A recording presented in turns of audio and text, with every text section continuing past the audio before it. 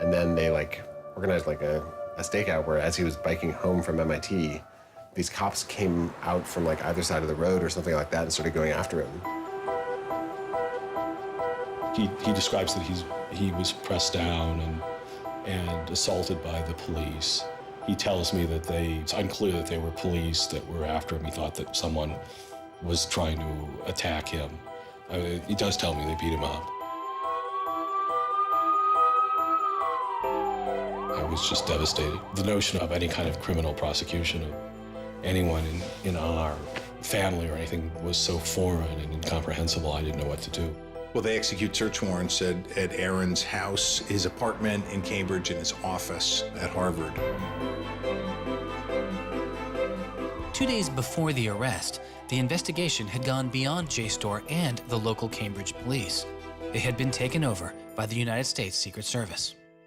The Secret Service began investigating computer and credit card fraud in 1984, but 6 weeks after the attack on 9/11, their role expanded.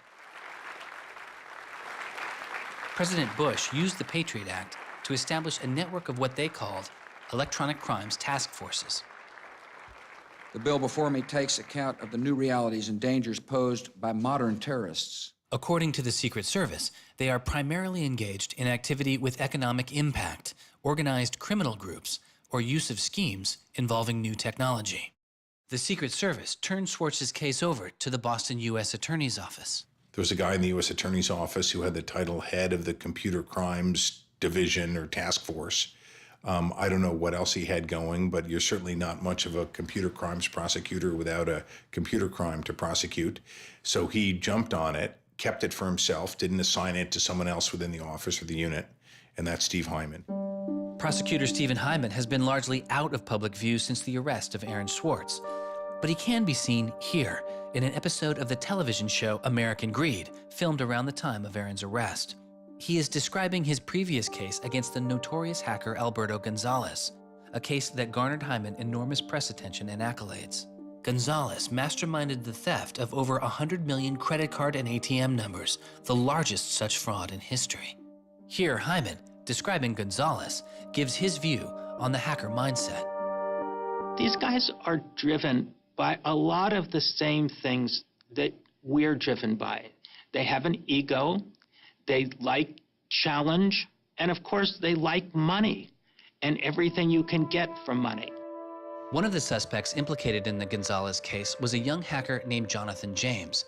Believing Gonzalez's crimes would be pinned on him, James committed suicide during the investigation.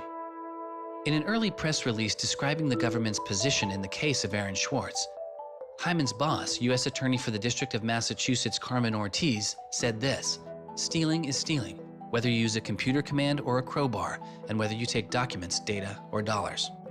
It's not true. It's obviously not true. I'm not saying it's harmless, and I'm not saying that we shouldn't criminalize stealing of information, but you've got to be much more subtle in trying to figure out exactly which kinds of harms are harmful here. So the thing about a crowbar is every time I break into a place with a crowbar, I do damage. There's no doubt about it. But when Aaron writes a script that says download, download, download 100 times in a second, there's no obvious damage to anybody. If he does that for the purpose of gathering an archive to do academic research on it, there is never any damage to anybody. He wasn't stealing, he wasn't selling what he got or giving it away. He was making a point, as far as I could tell. The arrest took its toll on Swartz. He just wouldn't talk about it. And he's very stressed. If you thought the FBI was going to come to your doorstep any day, anytime you went down the hall, even to do your laundry, and they would break into your apartment because you left the door unlocked, I'd be pretty stressed. And it was clear. And so Aaron was always sort of in a dour mood.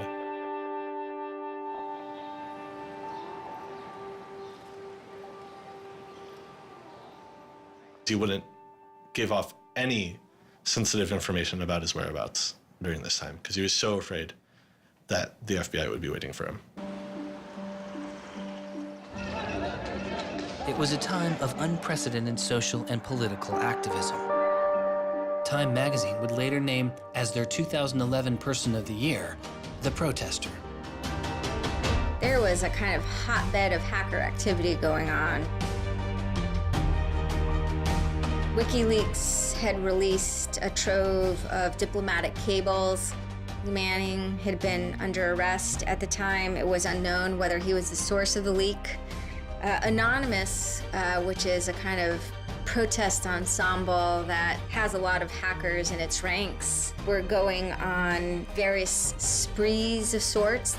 If you compare that to what he did, his stuff should have been left behind for MIT and JSTOR to deal with in a kind of private, professional manner. It should have never gotten the attention of the criminal system. It just didn't belong there.